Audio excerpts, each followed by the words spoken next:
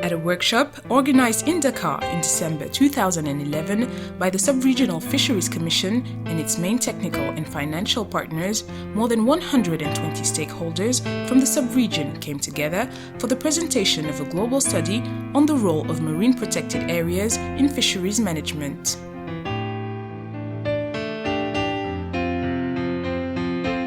The Sub-Regional Fisheries Commission is a regional fisheries organization whose members are 7 West African countries: Cape Verde, the Gambia, Guinea, Guinea-Bissau, Mauritania, Senegal, and Sierra Leone. Faced with an increasingly severe crisis in the fishing sector, these countries are seeking to develop new management approaches. Among them, the use of marine protected areas seems promising and is raising hopes, because by preserving the ecosystems, MPAs could contribute to the sustainable management of the resources exploited by a considerable number of artisan fishermen in the sub-region. The workshop saw the participation of a group of international experts in ecology, socioeconomics, and governance, and was an opportunity to discuss a wide array of sometimes controversial issues. Je pense que ces jours d'atelier sont intéressants, dans la mesure où tout d'abord ils vont permettre aux participants d'avoir une mise à niveau. Donc on échange, on est en présence d'experts haut de gamme et on peut discuter de certaines problématiques de conservation, notamment le rôle des AMP, leur pertinence, leur acceptabilité, leur perception, la perception du public par rapport à ces AMP, et surtout se mettre d'accord sur une approche commune que la Commission sous-régionale des pêches, qui est l'organisatrice de cet atelier, une approche commune que nous devons développer pour faire de ces AMP de véritables outils de pêche. Ce travail de la CSRP est vraiment importante parce que c'est un des premières tentatives peut-être de mettre vraiment ensemble dans le même document et donc finalement de poser sur la table conjointement les deux angles, les deux perceptions de ce que de ce que pourrait être la protection d'aires géographiques pour la pêche et pour la conservation. Moi, ce que j'entends de cet atelier, c'est que les gens qui avaient comme objectif la préservation et la conservation concilient avec elle le développement. C'est-à-dire de permettre aux politiques africaines qui sont basées sur la lutte contre la pauvreté de pouvoir profiter de ces aires marines protégées, sans pour autant que les écosystèmes soient dérangés. Donc nous devons trouver un juste milieu qui permet aux uns et aux autres d'atteindre leur objectif.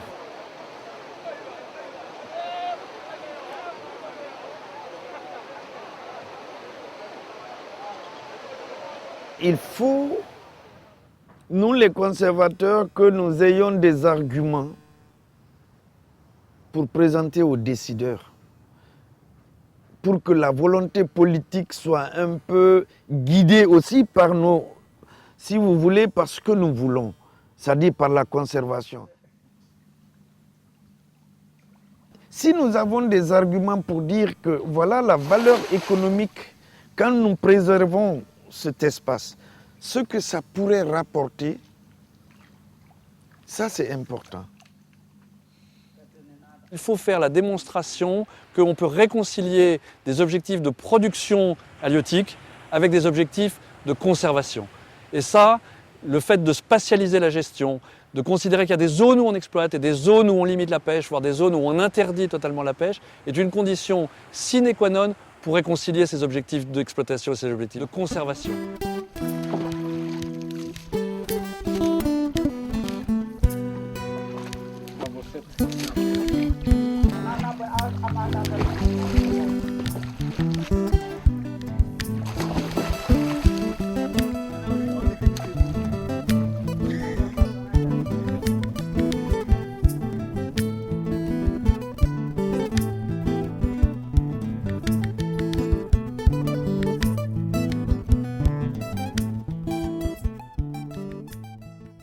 La plupart des aires marines protégées qui ont été créées en Afrique de l'Ouest, et notamment celles qui ont été créées depuis une dizaine d'années, elles ont deux caractéristiques principales.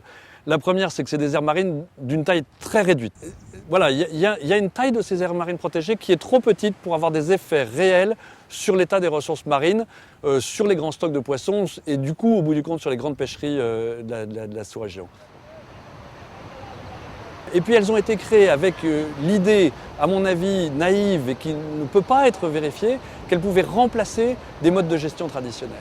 Les aires marines protégées doivent être un outil additionnel, mais elles ne peuvent être efficaces qu'intégrées dans un plan de gestion global qui gère également les capacités de pêche, l'effort de pêche, les engins de pêche, etc.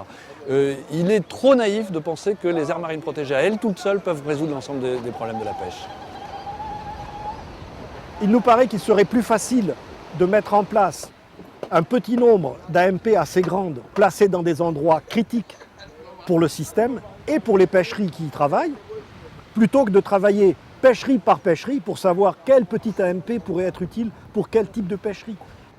À notre avis, en coupant un peu trop les cheveux en quatre, on va donner une tâche aux administrations locales qui sera infaisable. C'est trop tôt de parler des effets positifs de ces aires marines protégées que nous avons déjà créées ou bien que nous allons créer dans le futur proche. Parce qu'en matière de pêcherie, par exemple, le timing qu'il faut, c'est 10 ans pour analyser les données récoltées et faire des modélisations, si vous voulez. Les bénéfices de la conservation seront mesurables dans un futur plus ou moins proche, mais pas immédiatement.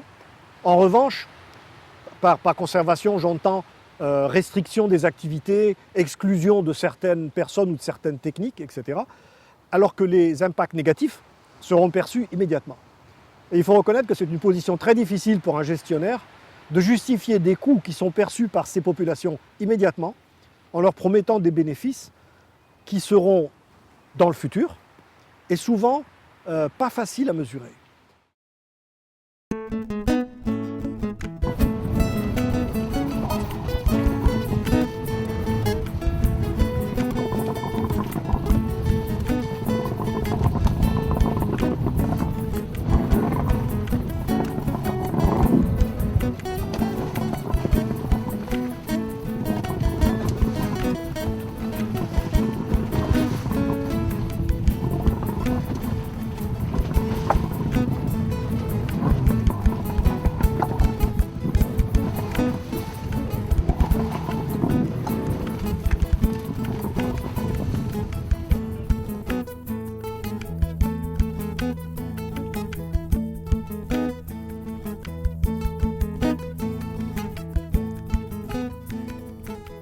On a toujours tendance à croire que la vérité scientifique elle est absolue, ce qui n'est pas du tout le cas, notamment sur les questions de sciences appliquées aux ressources naturelles. Il y a beaucoup d'incertitudes. Ces incertitudes dépendent à la fois des informations qu'on intègre pour prendre la décision, de leur interprétation, mais aussi de la limite des outils même qu'on utilise pour un peu tirer l'information qu'il faut. L'autre chose, c'est le niveau de complexité, c'est au niveau même opérationnel. C'est-à-dire que si on prend l'écosystème, quand on prend une décision, on ne sait pas forcément la réaction que l'écosystème va donner. Je veux dire que quand on prend une AMP, et vous l'avez vu avec les résultats, on n'est pas effectivement forcément sûr des effets que ça va produire. L'autre chose, c'est sur les systèmes socio-économiques. Là aussi, il y a une grande incertitude, donc on ne sait pas exactement comment le système socio-économique réagit en fonction des décisions qu'on prend. Tout investissement, cet investissement dans la conservation présente des coûts et des avantages. Et ces coûts et ces avantages sont inégalement répartis au sein de la société, inégalement répartis dans l'espace tout d'abord, parce qu'une aire marine protégée, c'est un certain nombre de restrictions d'usage qui affectent plus ou moins certaines populations. Ce sont des bénéfices marchands ou non marchands qui peuvent concerner les populations de pêcheurs, mais qui peuvent aussi concerner d'autres usages, l'écotourisme par exemple. Donc il faut essayer d'évaluer la balance entre ces coûts et ces avantages. Quelles sont les populations qui bénéficient le plus et quelles sont les populations qui vont être le plus gênées par les mesures qui sont prises. C'est également un problème temporel. Les coûts des restrictions sont souvent se font sentir souvent à court terme, rapidement, alors que toute une partie des avantages sont différés dans le temps, à plus ou moins long terme.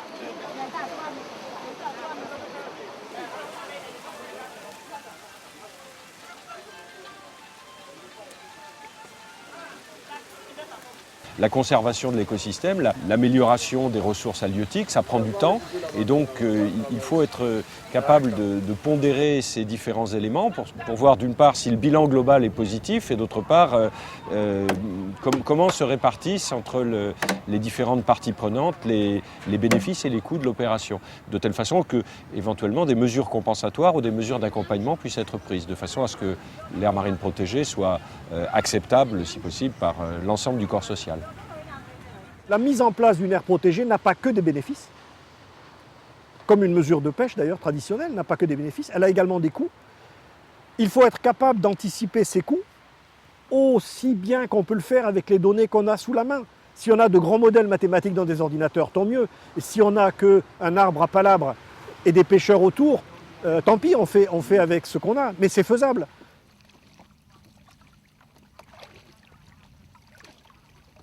Et il faut avoir ensuite surtout la volonté de penser en termes de compensation, d'activités complémentaires par exemple pour les communautés, etc.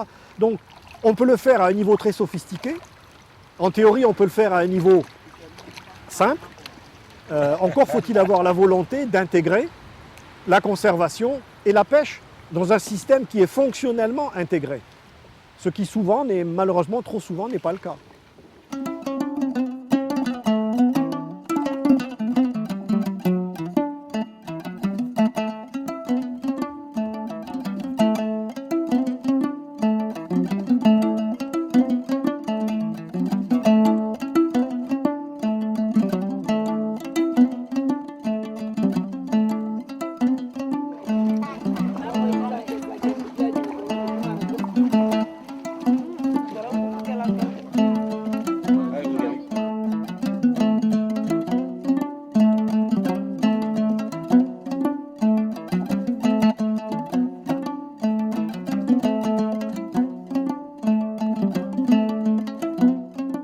La recherche essaie de se rattraper pour essayer de voir un peu dans ce processus de création des AMP, est-ce qu'on a tenu compte d'un certain nombre de critères qu'on a exposés ici, notamment à savoir la définition des objectifs, parce que si on ne définit pas des objectifs à ces AMP, ça veut dire qu'on ne peut pas évaluer leur efficacité.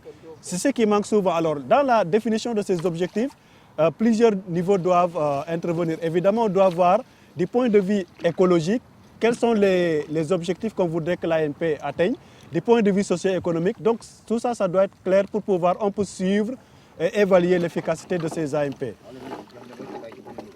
Un grand nombre d'aires protégées ont été établies, mais n'ont jamais été accompagnées de tout ce qui fait qu'une AMP fonctionne. C'est-à-dire que très souvent, il n'y a pas de plan de gestion, il n'y a pas de budget. On les a mis en place un peu comme si on avait fait l'hypothèse qu'elles allaient se gérer toutes seules et que sans intervention humaine, la biodiversité contenue à l'intérieur de ces aires allait s'améliorer d'elle-même.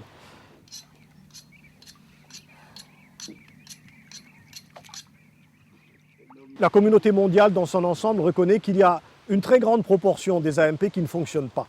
On les appelle des AMP de papier parce qu'elles existent sur le papier, mais dans la réalité, elles ne fonctionnent pas. Je dois dire que lorsqu'on examine la pêche, les conclusions sont pratiquement similaires. On a aussi des milliers de pêcheries gérées dans le monde, et la grande majorité de ces pêcheries ne sont gérées que sur le papier. Dans la réalité, il n'y a pas de contrôle de l'effort de pêche, il n'y a pas de contrôle de la capacité de pêche. Donc je crois qu'il faut reconnaître que quand on dit que la grande majorité des AMP ne sont pas gérées, la grande majorité des pêches ne sont pas gérées non plus. L'enjeu pour la sous-région maintenant, c'est de se doter de bases plus solides, à la fois plus de moyens financiers pour le lancement et surtout de positionner des AMP sur des sites qui soient pertinents d'un point de vue biologique pour la ressource socio-économique par rapport à la pêche et sortir des AMP de papier, quoi, sortir de ça. Voire même, pourquoi pas supprimer carrément des AMP qui existent sur le papier, mais qui ne fonctionnent pas et qui ne sont même pas pertinentes d'un point de vue biologique. Alors, pourquoi pas arrêter d'en parler, puis passer à quelque chose de plus efficace.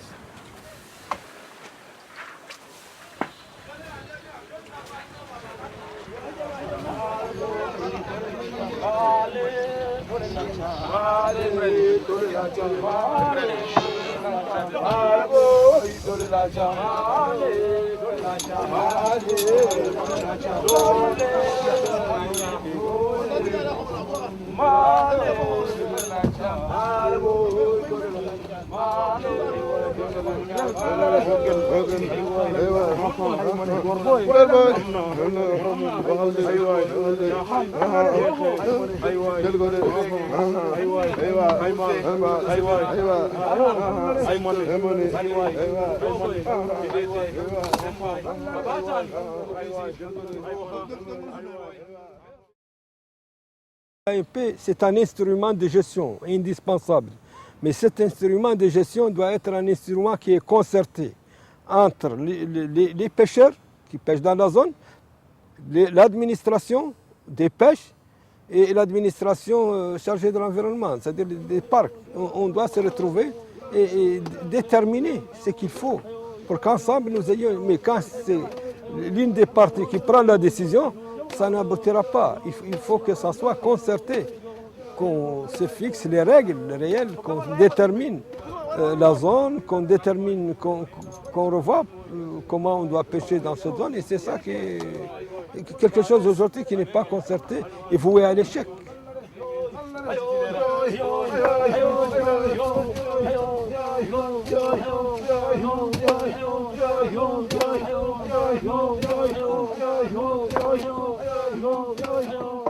That's the more we believe that you can only implement MPA successfully with the total involvement of stakeholders. Stakeholders I'm mentioning include fisher folks, fisher people, fishermen, and you will agree with me that there will not be enough policemen or military people to police, or to implement the ban that is naturally going to come, with the establishment of an MPA. So it means you have to rely on the involvement of the people to ensure that they understand what you are coming to do and that they see, you create a wee feeling in them that, we have to ensure that people don't break the laws. If this is a closed season, they should ensure that others are not going there to fish. If it's a no-take area, they should not, they should be able to police that. It's not the government or the ministry that will post extension of officers or agents to police or to enforce the implementation of strategies of the MPA. Because government cannot control, it's too cost for him. Incoming, say, monetary control and surveillance. But if we initiate it also, we are also part of exploitation. Now we have to initiate for ourselves. That is why we say co-management. We have to look for MOU from the government to allow us to have our own rules and regulations that we can initiate and control the resource at the level of our areas, our zones.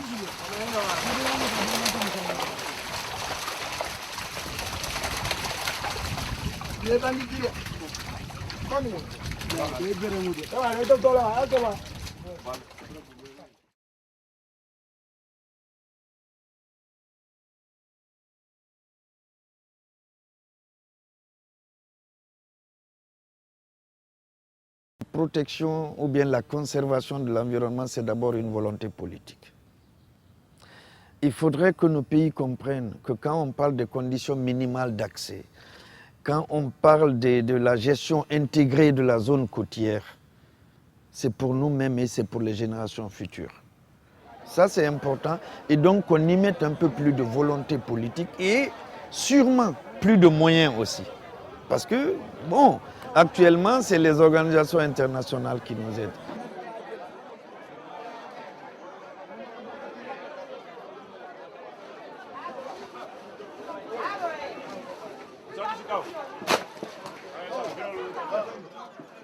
C'est que les administrations, ils ont le choix politique, la volonté politique, c'est leur responsabilité. Ils ont vraiment une responsabilité très grande pour organiser les choses.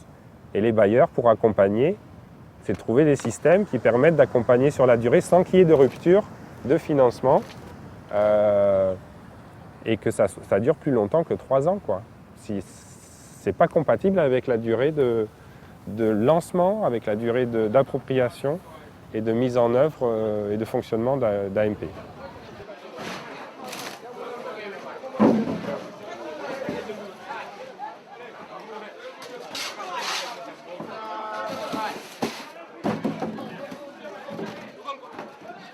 Ce qu'il faudrait aujourd'hui, c'est que dans les aires marines protégées, on utilise à la fois les expériences des uns et des autres, en se mettant autour d'une table et en négociant. Parce qu'il y a d'une part des connaissances à partager, mais il y a aussi des coûts à partager.